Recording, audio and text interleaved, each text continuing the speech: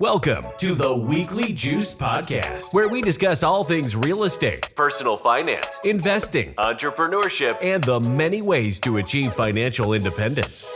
We interview accomplished investors and entrepreneurs with the goal that their stories inspire you to take control of your financial future. Here to get your creative juices flowing, while also documenting their own personal investing journeys, are your hosts, Corey Jacobson and Ryan Bevilacqua.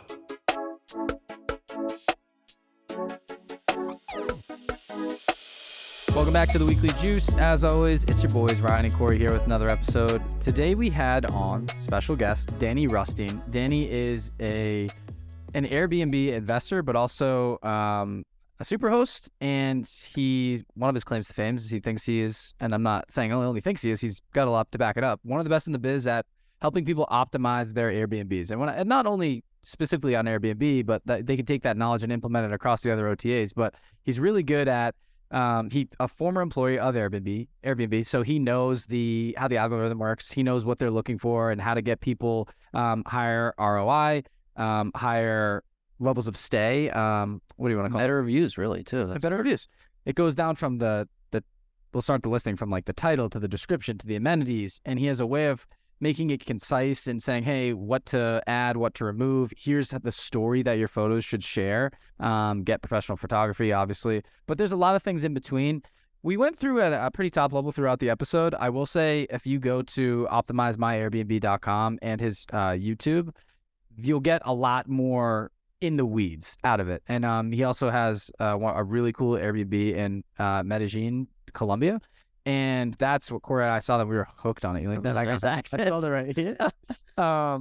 And so we actually got referred to him by Mark Simpson of Boostly, who's unbelievable, by the way. Love the guy. Definitely go back to episode 145. 146, I believe. But the whole reason that to bring Danny on today is it was to kind of showcase some of the things that we've been using with his platform, but also because it's getting really competitive out there. And it's hard it's not hard to make money at Airbnb, but it's hard to be elite, and the elite people crush it. And Danny is kind of showing individuals, businesses, management companies how to be elite, because everyone and their mother is trying to get on Airbnb and put their property on there. Those aren't the people that are going to win. The people that are going to win have excellent customer service, excellent management, which we think our company does. And then also just the shows how to highlight their property better than other people. And that's what Danny walks through here. He also has a book. He has another book coming out. I think he gives a lot of tangible advice as you get into the middle of the episode, where he really talks about what he did to optimize his listing and what you can do and it's kind of like market independent. You can do it in all of your markets. He just happens to have a really high profile listing, but he uses that as like the high level one to give people an idea of what you can do at that level. So yeah, man, I think Danny was great today, and I hope everyone enjoys. Let's bring him in. Let's do it. Danny, officially welcome to the Weekly Juice Podcast. Corey and I are so excited to have you on the show, man. As I mentioned to you pre-recording, we read your books, we've read your blog. You are absolutely killing it, and also known as one of the best, or maybe the best in the biz on optimizing your Airbnb and how to help people in the short-term rental game get the most dollars out of their investments. So Danny, we are so excited to have you on the show. Thanks for coming on, man. Yeah, guys, I'm super excited to be on here. So let's jump in. I hope I can add a lot of value to your audience. Let's do it. Yeah, we know you can. So let's start at the top, I guess. Let's talk through your story of how you got into short-term rental investing and Airbnb in general. Where did you first learn about the concept, and then how did you dive in? Well, this story has two start points. So the first one is how I heard about Airbnb, and that was I was unemployed. I quit. I was an accountant, a CPA, and I was looking at companies. I'm in San Francisco, where Airbnb was headquartered, and a whole list of startups I was going to reach out at. Airbnb wasn't on that list. I'm in the kitchen making myself a double-decker PB&J peanut butter and jelly sandwich. I was on a strict budget back then. And my roommate says, hey, have you heard of this company called Airbed and Breakfast? And I was like, no, tell me about it. And then he tells me from the guest perspective, like, oh, you go and you rent people's rooms. At that point, it was 2012, like you rent people's rooms. And for me, it immediately clicked as a guest. I was like, oh, that's that's how I travel. That seems cool. So I looked up the company, and then they had an accounting role open. And I am a CPA, so that's where I was going. So I applied to that job. They gave me an interview. They said, thank you, but no thank you. I stayed in touch though, because I knew I wanted to work there. I stayed in touch with my recruiter, and I don't know, 4 or 5 months later, there was another opening, same department, different position. I interviewed for it. I interviewed like 18 times, something crazy. And I got the job. And that's how I started at Airbnb. But interestingly, and I'm not sure if I ever talked about this, but 2 years before, I tried to buy a property in Las Vegas. It was on the east side of UNLV. I even look at it on Zillow every now and then. I was going to buy it. It was a 2-bedroom, move-in ready, $82,000. And I was thinking I'll do long-term rental. And so I read a bunch of books. I went through, I created a company, Foothill Street Global, I think, something like that. I couldn't get the property. I had my brother, lawyer, co-sign, couldn't get the property. The bank said, we don't think this is a good investment for you, which don't get me started about, but I couldn't buy the property. So that was that. And then that went on the back burner until as an early employee at Airbnb, I got stock.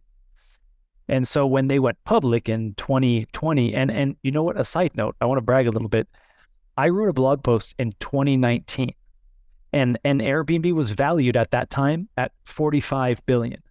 When 2020 came, the pandemic, their valuation went down to like $30 billion. I wrote a blog post in December 2019 saying, this is ridiculous. Airbnb is valued at $140 billion on my personal website. It never got the traction that it should have. A year later, Airbnb goes public, and what were they valued at? They got up to $130 billion. No one said that. So I want to just take some credit there. You're the difference. That was that. So, I sold some stock, Airbnb stock, and I bought an Airbnb in Medellin, Colombia, which I have now. I call it the Belmonte Penthouse, and it's rocking and rolling. So, guys, for people that I'm assuming nobody's seen it yet, and maybe they have because it's so beautiful. Ryan and I looked up the listing, and when you look at this listing, you think it's like the epitome of fine hospitality. And I literally have it saved under my Airbnb like wish list or what, it's saved, and I copied the link because one day I'd love to have a property that looks like this property. And that's kind of the origin there for you, so that you, from there, I know you went from Airbnb and then you started your own company, Optimize My Airbnb. Did that come right after you purchased the property? Was it in between? How did that happen for you? No, I started, I'll tell you how I started. After Airbnb, I started with the local Airbnb property manager. But I want to go back to my Airbnb here because it's interesting. When I came here, I've been coming here for a while. I'm here currently. I'm staying in an Airbnb, not my Airbnb, but I rent an Airbnb because I rent mine out for more money than I pay. And I remember I saw this because this was an Airbnb before I bought it. And I remember browsing Airbnb and seeing this and seeing the first photo. And it was just one of those ones that I was like, wow, that's like cool. I got, I'll look at the photos, but I'm never going to stay there. This is just way cool. And it's really interesting how 4 years later, I bought that place. And it wasn't even for sale officially. I kind of got it through, I asked someone about the building, and that person knew the owner of the penthouse who was okay to sell it. So that's just very serendipitous. After Airbnb 2016, I worked for a Airbnb property management company. That was a big, stressful, but exciting time for me because I'm a CPA. In terms of society, I'm at the pinnacle. I took the tests. I have a letters after my name, like my family thinks I'm doing good, etc. And I'm making good money. And I actually got fired. So I go and work. So I have a decision. Am I going to keep doing accounting? I know I don't like it at this point. Now I can look back and say I probably hated it, but I know I don't like accounting. So I made the decision, but it's good money. I made the decision, all right, I'm going to not do accounting, but I am going to stay with Airbnb. I did that for a year and I just crushed it. Not to brag, but I really felt in my zone. I hired a team. I built out a website. I tripled. They had 25 listings. By the time I was done, they had 75 in 1 year. I just really felt in my zone, and I felt fine working from home and just no instruction. It was actually great, even though I was making pennies of what I was used to making. I decided after about a year to start my own Airbnb property management company. My idea was to, take over the world, make it big. I quickly realized I don't want to do that. I took one vacation. It was 2 Airbnb open in Los Angeles, and things went wrong. I had to call, and I realized this just doesn't work with my lifestyle. And so I pivoted to what I do now, basically, which is I offer consultation, and that comes at different levels up to I do it for you. Optimize your listing, make it rank high in search, help you out with your hosting abilities, pricing strategies. And I was lucky, maybe, I'm not sure. Maybe I'm a good marketer. Maybe I was just at the right time, at the right place. But the first promotion I ran, it was with a company, I don't know if they still exist, but Airbnb Guide or Airbnb-guide.com. He said, yeah, give me an affiliate, give me some kickback, and I'll run a promotion for you. He ran a promotion, and I got my first sales, $99. Yeah, I got 2 or 3 sales, and I was ecstatic. I mean, seriously ecstatic. Some stranger sent me money. And so this was early success. Sometimes you hear stories of people doing things for a year, and a lot of podcasts, by the way. You guys have a very successful podcast, but a lot of people do these podcasts for a year, 2 years, and they don't get any traction. And it's well, I don't know. I don't know if I agree with that advice, doing something for a year just for the sake of doing it. If you know you're going to be successful, yeah, go ahead and do it. So with that experience, yeah, I feel like in the future, I would kind of defer to, all right, I hit something or I got to start over. So I hit something and I went with it. I doubled down. And this was 2016. Yeah, 2016, August. By January 2017, I made $13,000, which was fantastic. It was more than fantastic. I couldn't believe it. And I started creating different products and services. I started traveling the world as a guest in 2017, and that's one of the main things. I think when I say I'm the best in the world at Airbnb, I do think I'm very good, but it's more of a way to help people understand, who is, if someone's saying they're the best in the world, who knows that they're the best, but they got to be pretty good. So I want to touch on 2 things. One, you have a fantastic book out, and I know you're in the works of another one coming out here pretty soon, so we'll touch on that. I'll have you give us the name of the book, and then also your blog. And throughout the blog, you talk, I've went through this candidly for Corey and I's Airbnb. We have, as I mentioned to you pre-show, we have one small Airbnb up in the Poconos, and then we also are part owners of a property management group that has, let's just call it 150 units under their umbrella, somewhere around there, in a couple different markets. And what we're trying to do is find experts in the field that are amazing at what they do, specifically for Airbnb, short-term rentals. There's different avenues and silos that we're looking for the best to help us with and help us bolster the business and drive more revenue, but also foster, instead of driving new business, what I wanted to focus on and currently was, what can we take what we currently have and not perfect it, but optimize it exactly to what your kind of shtick is here. And there's so many different avenues that you can go through and talk about to optimize your listing. And for us, I found it was interesting to go through Airbnb, and you realize it's all an algorithm, and you can either win or you can lose. And so I want to, in a few minutes, I want you to kind of walk through and kind of give us some tips and tricks on how to navigate this whole thing. But there's so many people on Airbnb in different parts of the world. It's okay, how can we stand out from others in our current demographic area? So we're in the Poconos, and for us, that's a mountainscape. There is skiing, snowboarding, ATVing. That's in the winter. And then also you'll have in the summer, lake activities, water parks, etc.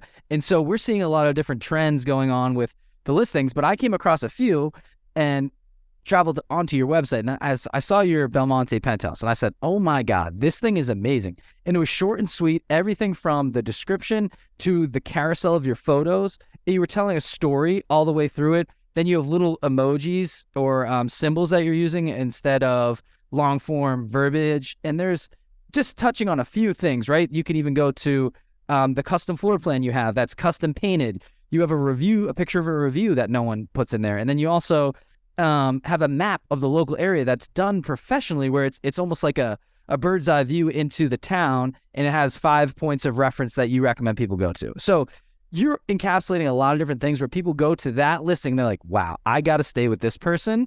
And we didn't even touch on pricing.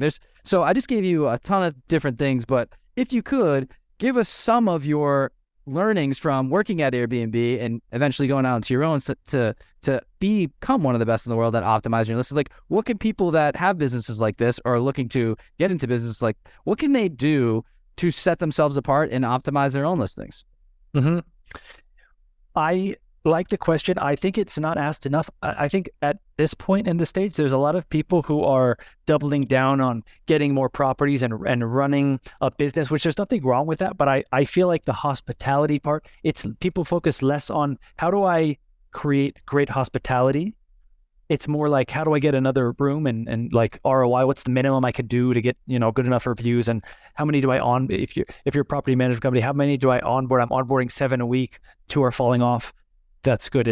But I focus more on, as you noticed in the listing, and we can talk about a few of those things, that it's just, there's other psychology going on in a lot of those products that maybe it's not so obvious, but if you're a guest looking at the property, it becomes obvious. So this is my book from 2018. It's called Optimize Your B&B. I wrote this book, and I have another book coming out very shortly. Probably by the time this episode goes live, it'll be on pre-sale. But I wrote this book because I realized that by talking to a bunch of Airbnb hosts and whatnot, I realized that I did have a skill, and it's not something I studied. It just seems to be innate. I'm not sure. And I'll talk about an example. I had a consultation call today with a host who paid $3,000 to get her listing optimized. Different than what I do. But I looked at the listing and it wasn't how I would do it. And I'll talk about that as it relates to best practices. But I wrote the book so that my information, it had another avenue to get to hosts, lower price point, another avenue. That's the same thing with the new book that I'm writing, except because I invested in my own Airbnb and it's done very well. It's the returns that I'm seeing are higher than any investor that I've heard of to date. It's doing very well. And so I feel at least confident in talking about, like, well, how did I identify this market? And what are the, what did I do to run the numbers to get an estimate on what can I expect? Because I'm making 4 times more than the last host. And my Colombian lawyer, when he saw the price, he was like blown away. He's like, what are you doing? This is way too much. And it's because he didn't see what I saw. So what did you see? Well, what I saw, there was a lot of things I saw, because to make 4 times more, there's just not just one thing. But I saw the biggest thing that I saw, and this is a good segue into pricing, was his property manager was charging $500 a night all year round. And this host was happy. The owner was happy with what he was making. He was renting it out for about 8 nights a month. He was very happy. He was ecstatic as well. When I went to buy the property, it was funny because he didn't do his research. He had my first and last name, but he was giving me tips and tricks about how to like run the property, and I was like being nice about it. But little did he know, like, I was actually the one getting a great deal. He could have charged me twice as much. So I added in dynamic pricing, and what that did was I get $350 weekday minimum, but I also get up to $1,100. His maximum guests was at 4. He just preferred that. My maximum guests are at 8, and I charge after 4. I usually don't get partiers. In fact, when I get 8, not only do they pay me more money, but it's usually couples. It's calmer people, because where I'm at, it's kind of a party house. It can very easily be a party house, where it's located, how it looks. Some other things I did was I researched, like, well, what is my competition charging for weekly and monthly discounts? I'm gonna add a little bit more of that. I also did things like, I don't charge a cleaning fee, but I offer daily cleaning. That gets worked into the price, the overall price. It's not like I'm giving it away. But because I get cleaning here done cheaper than the value associated, someone who is coming, an American tourist who's coming down here, they're probably thinking, oh, wow, this is $600 a night, but I'm getting daily cleaning. They're assigning a US value to that, $150. I pay $35, I think. So there's all of these little optimizations I'm doing to wherever there's the biggest difference between what the value guest thinks they're getting and what I'm paying. I also offer, well, I don't offer it anymore automatically, but I oftentimes give free airport transit to guests when they arrive and or depart, depending on what rate they're paying. Those are some of the things I did to increase the revenue. Cool. On top of that too, I mean, I've seen this listing a bunch of times, so I recommend people that are driving, or maybe not driving, but listening, and you can pull up your phone real quick, look up the Belmonte penthouse, and type in Danny Rusteen or Daniel Rusteen. You should be able to find it.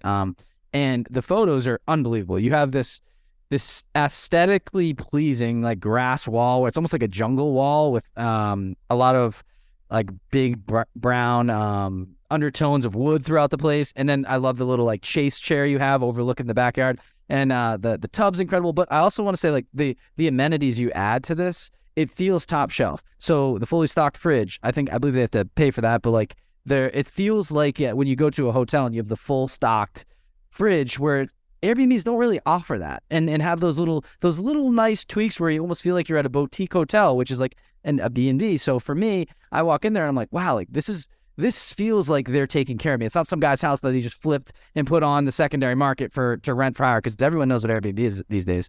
So little things like that. I'm wondering if you can talk to maybe amenities that you offer that are different than other people. And then also, are there any supplies that you keep in your Airbnbs that you've noticed kind of separate you from others around? I know specifically, I've had a couple people say, hey, do 2 soft pillows, 2 hard pillows per bed. Always go king size bed because it's a comfort thing. Specific mattress pads, specific mattresses, kitchenware. For us specifically, like hot tub, fire pit, a grill, it means a lot. You're up in the woods and the Poconos. Like, it depends. It's all market dependent. Do you have special mattresses? We're about to get them. Oh, nice. Mattress pads though. Yeah. Okay, cool. So I have a whole spreadsheet I've been working off of we're optimizing ours, to say the least, not just the listing, but actually the Airbnb. So little things like that. What do you do that separates you and separates your properties? Because I can tell in pictures, right? But it's also, going through the listing to really understand what makes you different. Well, that's the beauty of my operation. And so these drinks in the fridge, I kind of charge for them. I say I charge for them, but I don't actually charge for them. So when the guest comes out, like, how much do I owe you? Don't worry about it. They paid $600 a night. They drank. I don't tell them that at the front, because if I tell them that at the front, they'll drink all of my drinks. Cost me $100. But if they don't know that and they each have a few drinks, and then at the end, it would have cost them $50. It cost me $12, and I say, oh, don't worry about it. I'm getting huge goodwill right when they're about to leave a review for $12. And then amenities that I offer, there's a lot of surprises when you come. Some recent additions I made is, you got to see it, but it's a plant that floats. Cool. It's magnetic. So it's just like, you see it and you're like, you want to take a photo of it. I've got to get like the Belmonte penthouse logo behind that. Actually, I just thought of that. I added a sound system in the roof, a sound system, like a built-in sound system, including in the bathroom, in the master bathroom, the shower, it's a glass roof, but it can have sound in there as well. And then it's controlled different ways. So no one has this. This is an amenity that someone would come back for, a sound system in the whole house.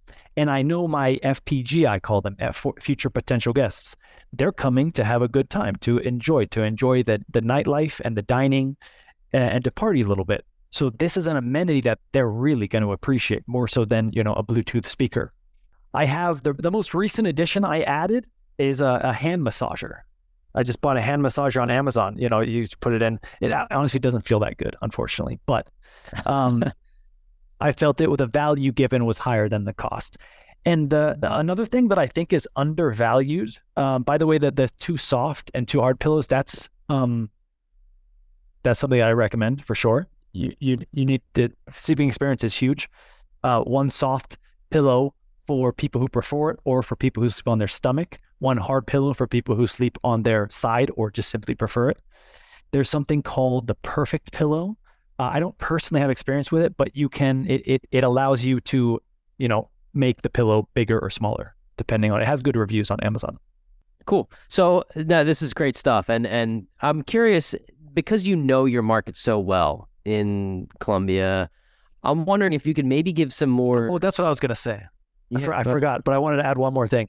An undervalued amenity, well, there's a lot of them, but cups. My cups that I have are really high end. You grab these things, they're heavy, they're glass, they have designs in them. And I like to optimize these things that people use a lot, and that when they have visitors over, the visitors are going to comment on. So you hold these cups and it seems like a really expensive cup. And so another thing is like a towel, like the most comfiest towel you can possibly get. But I have cups, they're matching. I have big cups, small cups, and shot glasses.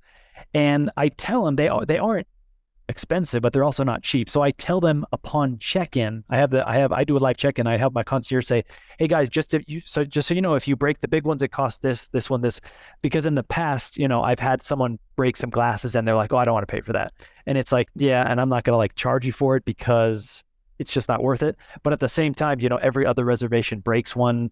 It's kind of like, all right, it's not really the plan. So as soon as I started saying that, had him say it, they have not been broken. Not one has been broken. 2 months running now.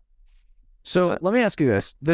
And sorry, Corey, I'll let you dive in here, but really quick, Danny, you've stayed at so many different Airbnbs. That's what you do, right? You travel the world, you stay at different Airbnbs, you can work remote, digital nomad. So give us, from the adventures you've been on, what are some of the most amazing things you've seen at an Airbnb and that you're like, wow, I want to implement that in mine? Or it made a stay so incredible that it just has stuck in your memory? Because I think that's what sticks out for me. It's like people want these Instagrammable moments or those once in a lifetime experiences that I know you're just staying at a place, right? Typically you go to travel to a location to go do something outside of the property. But now I'm starting to see people that just want to stay within the property. They don't even go check out the exterior town or location that they're in. They're just like, that's a beautiful place. I just want to hunker down for the weekend or the week and stay in there and work from the Airbnb. So if you could just give us some cool stories of what you've seen and what maybe other people can, spark some creative juices and imagination for them.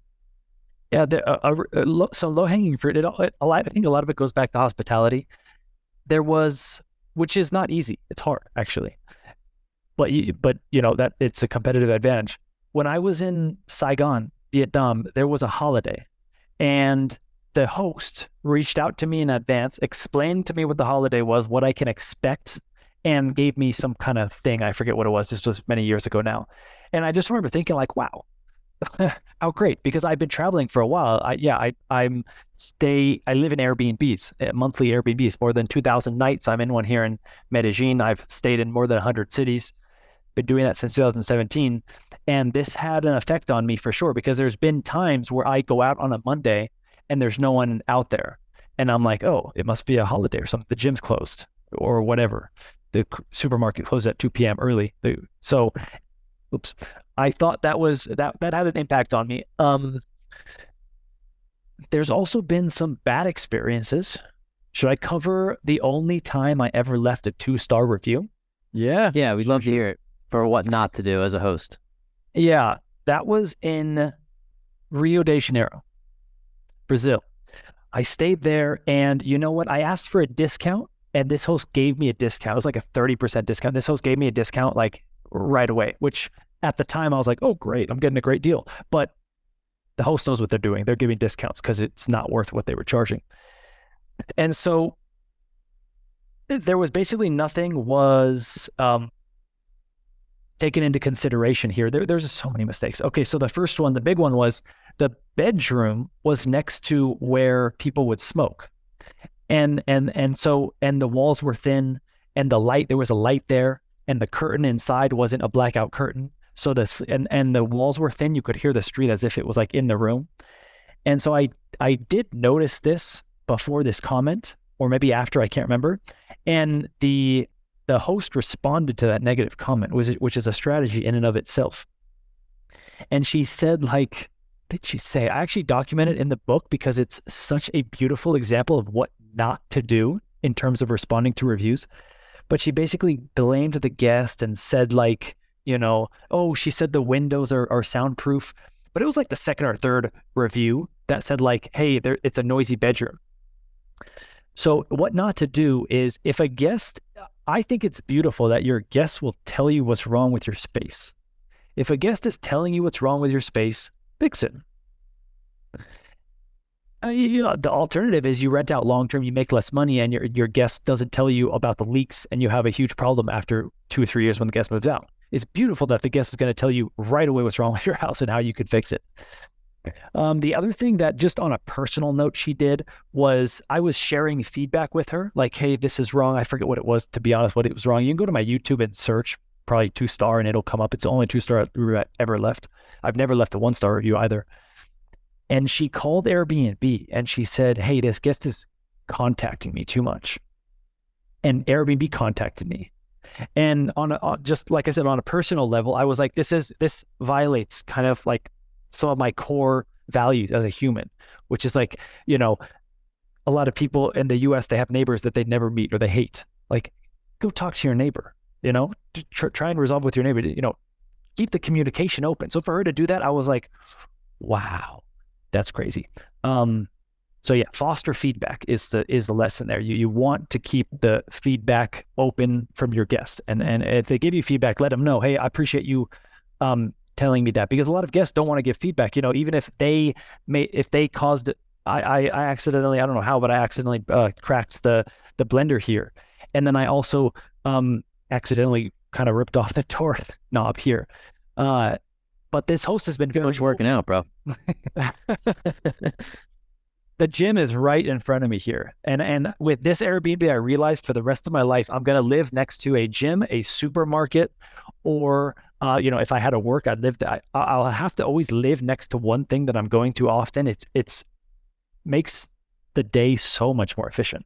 So to go off that, I'm curious, like, if there's something more universal, maybe I love the specifics to your property. I think it's great. But if there's something like, we have properties in a couple different markets, there's people listening that are like, oh, I want to get my first short-term rental or my second or my 10th or whatever, but they're in different markets. Is there something universal that you recommend for people to help boost their reviews? Like, is there something specific that you can ask guests, or also just optimization in general? Maybe if you can give like a couple, 2 to 3 things, like, this is how you get better reviews, this is how you optimize your listing. That would be awesome for people to hear.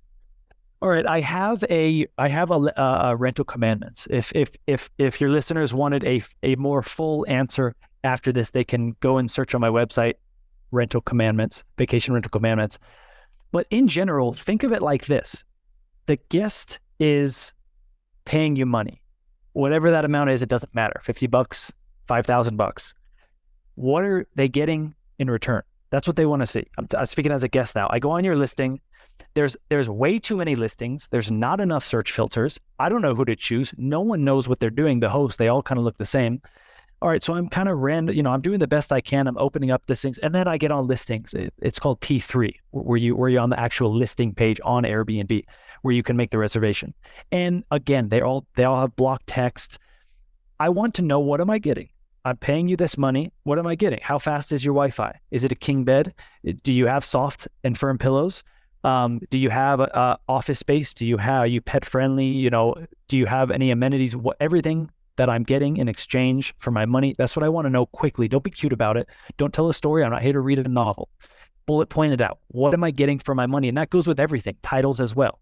I had this is how I do it, and it works well. It converts well. And conversion, people talk about views. It doesn't matter. I don't have a lot of views. Well, I do have a lot of views because I go on podcasts like this and people look at my listing. But it doesn't matter if you don't have a lot of views. If you don't have a lot of views, that's better. Airbnb would love it if you had 1 view and 1 booking. That's 100% conversion rate. So don't worry about views. Look at conversion rate. And how you convert guests is getting them excited to book your listing. And not only that, showing the guest just enough to get the booking. You don't need 50 photos. You just need enough photos to get the booking. I have a 4-bedroom, 4-bathroom, a penthouse with a lot of features. I think I have like 28 photos. I've seen photos up to like 90, 20, 30 is like kind of the max. And if you get less than that, that's better. As it relates to how to get more reviews, I do in fact have a tip. And it is it's with the messages. So when the guest checks out, a few hours after they check out, actually there's a new strategy I'm just testing out now. I'll share it with you. It's so new, it's not even in the book, I don't think. Maybe I added it, or maybe I will add it. So I'm going to test out my checkout. Airbnb used to wait a day to ask the guest for a review. Now they ask the guest like right at the checkout or an hour afterwards. So you can change your checkout time early. Change to like 8 a.m., 9 a.m. The guest is going to ask for late checkout. Fine. That's goodwill. Yeah, you can. What time do you need? 10? Yeah, no problem. And then the cleaner gets over there. And in my case, it works really well. But because the cleaner cleans every day and has a kind of a relationship, she can actually have them leave a review right then and there. Hey, how did you like the place? You liked it? Okay.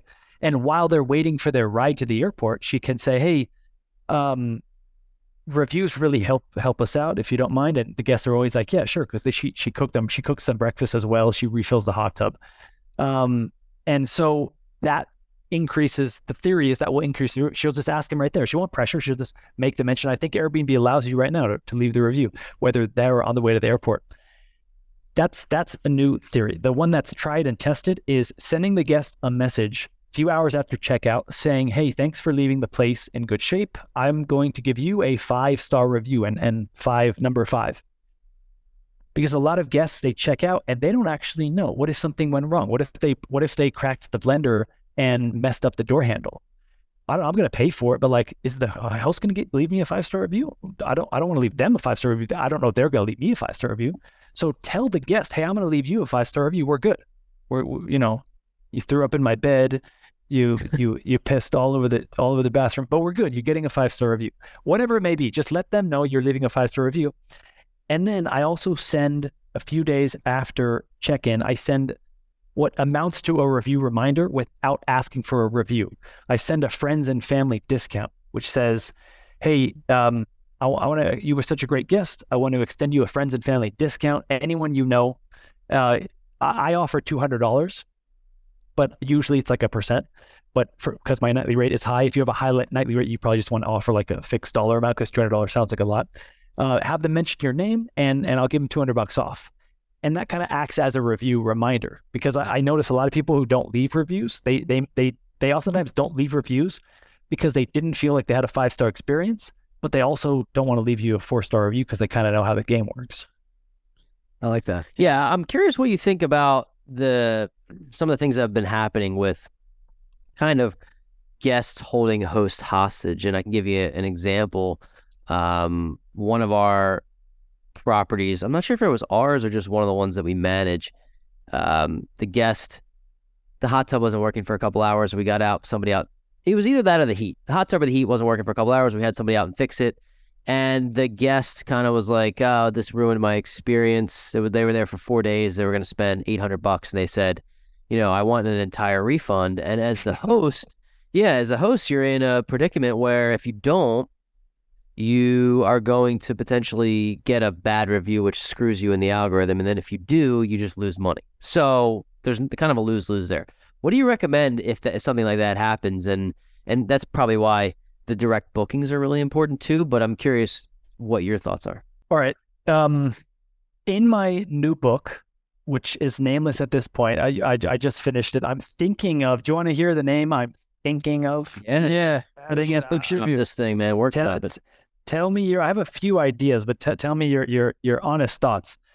And it's more visual, but I'll just say it. So the first half is going to be lowercase. I'll tell you before I say it. The first half will be lowercase. It'll be one word, and the second half will be uppercase. Okay. Airbnb Beyond. Oh, I actually really like that. Yeah, I do. Okay, I do.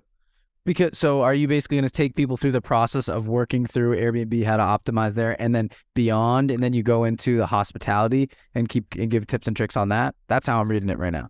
Well, actually, it's in 2023, you need to manage your rental more like a business. Whereas in 2015, most people rented their Airbnbs, things they already had.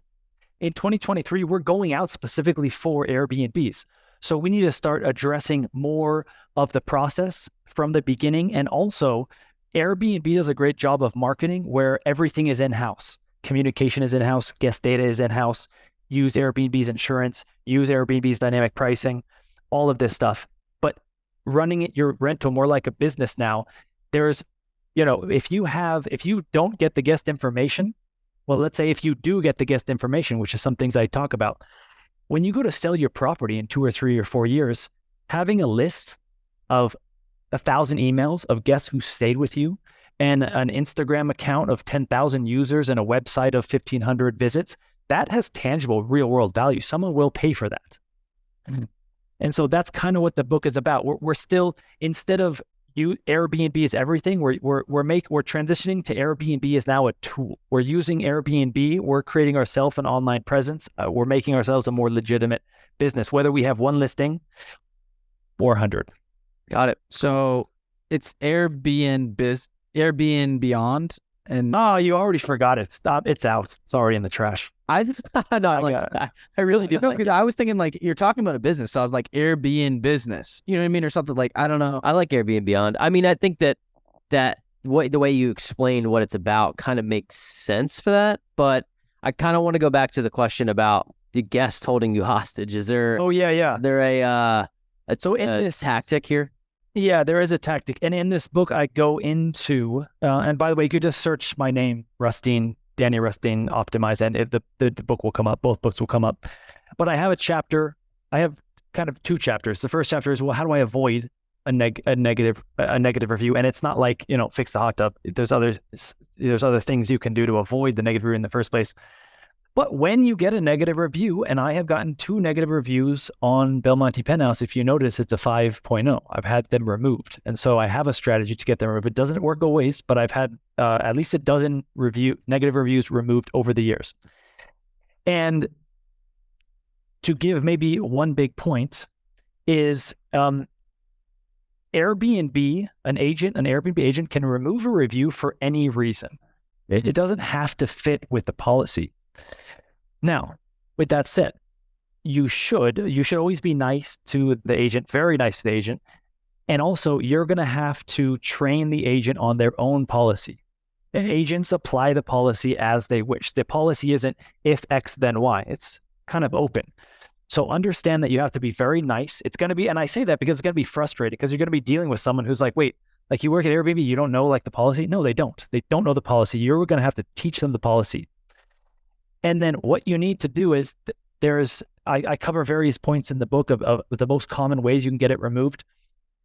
But the biggest error I see hosts do is they send the agent like a book long of text. Hey, here are the top 28 reasons why this review should be removed. But what are you doing when you're doing that? You're making the agent's job harder. The agent doesn't need 28 reasons. The agent needs 1 reason. So send the agent 1 reason. Hey, here's why it needs to be removed. This is the 1 reason. You're making their job easier. I think they're probably graded. I think these call center folks, or at this level, customer service, so they're graded on how many tickets they're able to get through. So that's a bigger tip for sure, making their life easier. So you basically call Airbnb, you get on the line with an agent, and you kind of plead your case to get it on. And they don't have to specifically follow the rules A to Z if you can coach them on their rules. Is that what you're saying? Yep. And by the way, Airbnb is a big company, and with all big companies, they outsource their call center. And so you might have to call, if you get someone without an American accent, that means they probably don't work for Airbnb, the company. Sure. And all that means is there's just another step between you and who you need to talk to. So what I do is I call back, I just hang up a few times until I get someone who I think works for Airbnb, the company, because they can make more decisions. They have more leeway. And it doesn't necessarily mean 9 to 5 Eastern time or Pacific time. And I've actually called it random times, and I've gotten a person in the US. So call at different times of the day. And if you don't get it removed, wait 2 or 3 weeks, call back and try again. Cool. Got it. And that really helps because, quite candidly, if you get even 1 to 2 star review, it's going to take you from a 5 to 4.3 or 3.8, whatever the number actually is. And then you get bumped back to Page 7. pages and pages in the algorithm, right? You're not on the front couple of pages, which is an issue because most people don't have a long attention span and they just want to book and they book and they do it on the mobile, right? So it's kind of how can you boost yourself up there as much as possible. And then also, isn't Airbnb's algorithm a little bit different than others where it's based on the amount, not only of the 5-star reviews, but the actual, like, the number of nights booked over time? where it's like a volume based? Yeah. What would that mean if a listing has more booked nights, regardless of the reviews? It means they made Airbnb more money. Right. Exactly. So that does factor into it. But typically the average reservation on Airbnb, the part 8 of this book is I give the top 12 ranking factors for Airbnb. And the reality is most reservations are 2 or 3, 4 or 5 nights. There's some places that do monthly. So the top ranking factor is number of reviews. And that's for a few reasons. Airbnb would rather have a guest book a listing with 100 reviews, but at a 4.85, rather than book a listing with 10 reviews at a 5.0, because that listing with 10 reviews, when they get to 100, they could be actually a 4.6. So there's a mismanage of expectations there, especially if that's a first-time guest that might not come back. They might not spread the word. On top of that, Airbnb knows about the book direct trend, which is another section in the book. Sure. In my book. And so if you have a lot of reviews on Airbnb, that signifies to them that you are not getting direct bookings. That's why also a ranking factor and one that Airbnb highlights in the Insights dashboard is returning guests. If you have a returning guest, that's a huge sign to Airbnb that says, hey, this host isn't going offline. He's got that's the easiest return, direct booking to get, a returning guest.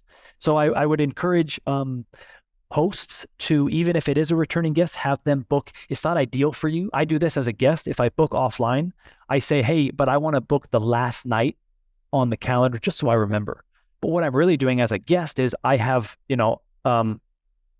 gotta find a better host by the balls. What's a better expression?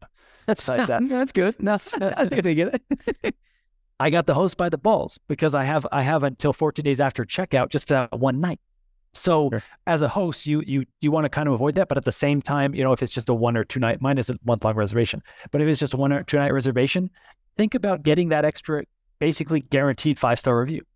Very cool. So for those listening, I know we kind of covered a lot. We talked about the book. We talked about some tips and tricks, but you have an archive of everything on your website, but also on your YouTube channel. And then I just want to plug this. It's optimizemyairbnb.com. And Danny Rusteen, once again, is your go-to guy for everything. Now, Danny, throughout the blog posts and everything, it's hard to bring it in all together in a podcast. So that's why I wanted to direct people to go there so they can follow along with us. They'll also check out the Belmonte Penthouse and they can really see your listing because it's hard to describe it here just how amazing it is and what you do to make it a 5-star listing is amazing. The thing I want to talk about too is tangible things for people that are in Airbnb now. How can they currently optimize their listing? We went through a couple, but you do have some services on your website that I want to talk people through. If they're lazy or not lazy, they just don't have the time. Maybe they're working a 9-to-5 job and this is a side thing. You have, I think, 3 different options for people to pay as you play, essentially, right? They can go to you and get their listing optimized, whether it's just kind of like hey, handheld the whole time, a printout. Can you give us all 3 of the options, what the price points are, and maybe we can help some people get their listings optimized like right off the gate? There's actually 4 options, but one of them is kind of hidden. Okay. And the only difference is how much time you want to invest. If you have the money but not the time, then you can buy my premium product called Elevate Host, which is where I go in and I optimize your online listing. I hooked you up to a pricing partner. I create a digital guide before you. It's a property management alternative, I call it. And then done going for you, right? Done. Do it all done. Yeah. It's basically how I manage my spot and my property managed spot, some of which I've never seen before. It's how I do that. I set it up for you. Cool. And then we have a one-on-one call at the very end. And then going down from that, there's something called super host optimization, which is how I got started. And that is I'll go into your listing and I'll optimize your online listing for conversion. And then there's 2 below that, advanced and startup. And that just, it's a, the scale is switching from now the startup is cheap. I think it's $150, but you're going to have to go in, this report is longer. You're going to have to go in and interpret the data and figure out what data, what key points are relevant to your listing and implement those key points. Yeah, I think we did just for everyone listening, there's a middle of the pack option. I think it's like maybe $350, and essentially it goes in, and Danny, because our property was bigger, I shouldn't say it's multiple properties. It's 10 specific properties in one portfolio, and we basically had Danny optimize the listing as if you could rent them all at once, right? It sleeps 14, or you could go one by one, and he basically gave us this 24-page printout that went line by line. Hey, here's how you can tweak your title. Here's how you can tweak your description, amenities, where to find emojis or symbols, and how to kind of condense your listing but have it readable really quick for something. Yeah, basically attract the eye. Talks about different photo schemes and like what to remove, what you have too many of, what you maybe should add. Just a lot of different things. It's 24 pages, right? It's really in depth. So that's what we did. We're like, wait, we have too many properties to if we pay for each property here, it's just going to be more mundane. We should go through and learn how to do it ourselves through his guidance, and then we can go in ourselves and train someone up internally to go do it. So that's what we did. It's been awesome so far. We went and did that a couple weeks ago, and we literally have had our management company since we've implemented Boostly, which we've talked about on the show, which is direct booking. And Danny knows Mark Simpson, but also your tactics here. We've had our property management company get somewhere like 50 to 100 5-star reviews after this, right? So it's the actual management is getting highly ranked. So, which is awesome, which is helping all the listings. And we're seeing it every day. People are leaving 5-star reviews, and it's just helping our overall portfolio. So thanks to Danny, I just wanted to point that out there. It's helped us. We're a case study for people that are potentially in the market.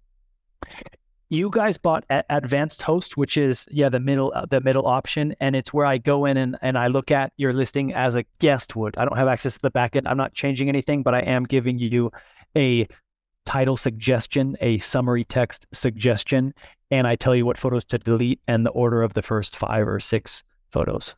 Yeah. Yep. And by the way, I'll be doing a course. I am doing a course. It'll be released after the book. It'll be a lower price point than Elevate Host, which is it's going to go up quite a bit. I think it's going to go up to $1,500, and I'm going to have a course that's going to be maybe half that price or less, and it'll be released at the same time the book is. So is that going to work in tandem with the book, or what's going to be comprised within the course? The course is going to be, like I said, the Elevate Host. It'll be at a cheaper price point. Plus, it'll act as a constantly updated book. In Optimize Your Airbnb, Chapter 8 is the most chapter. It's a hack to get more views. It's no longer relevant, but I still get messages today. Hey, how do I implement it? It doesn't work. So I figure this course, I don't want people wasting their time. There are a lot of people wasting their time on that chapter. So this course will act as, hey, this strategy doesn't work anymore. And Airbnb is paying attention to me. By the way, there's been too many things that have changed after I've went public with it. The main one is if you see my title on Belmonte Penthouse, it's longer than 50 characters. Mm-hmm.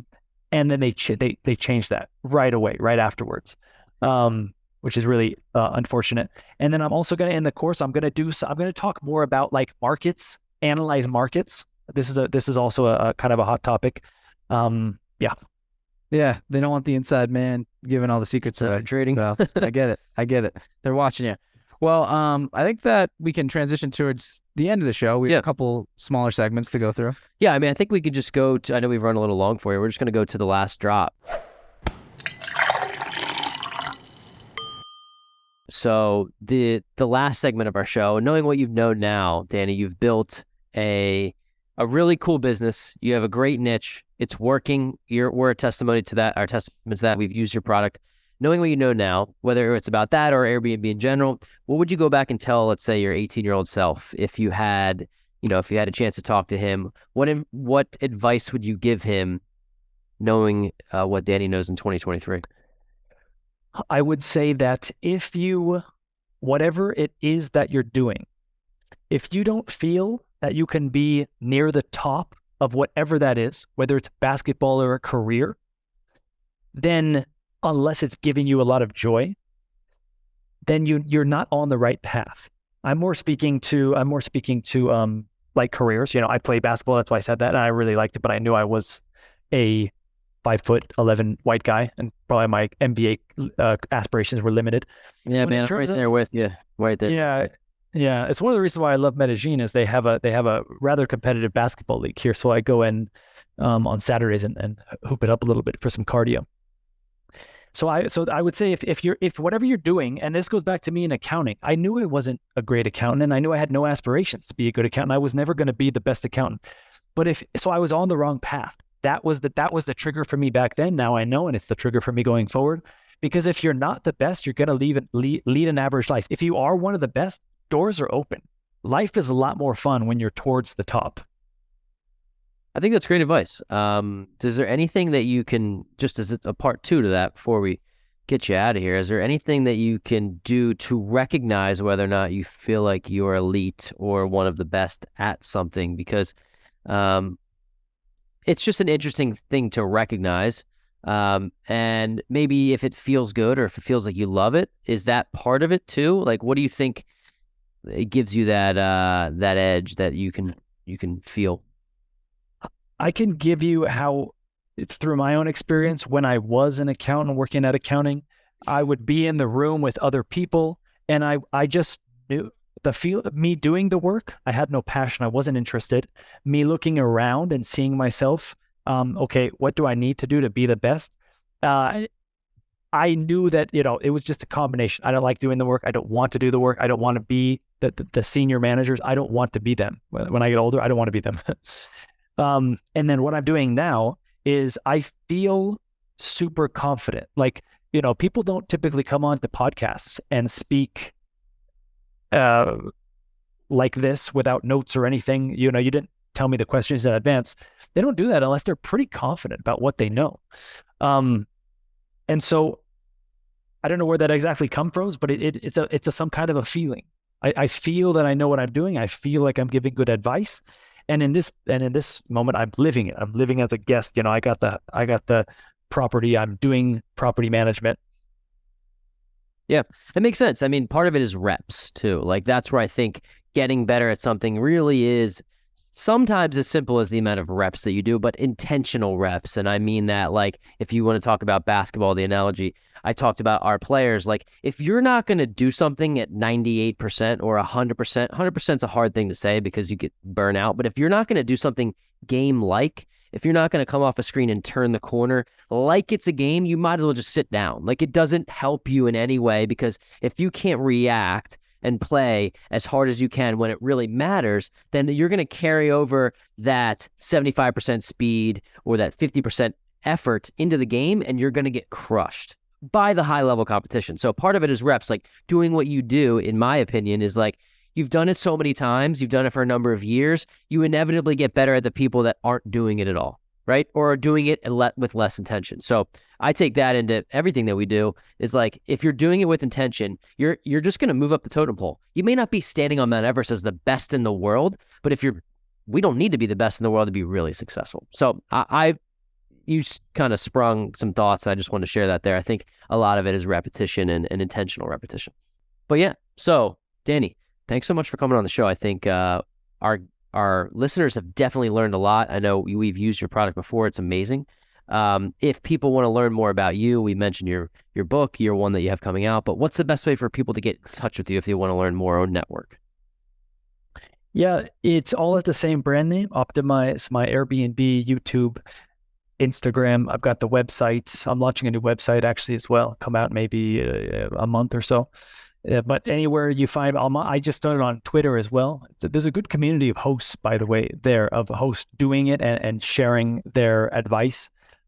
So I recommend new hosts, especially, just get dipping in. You can talk to people, really high level people.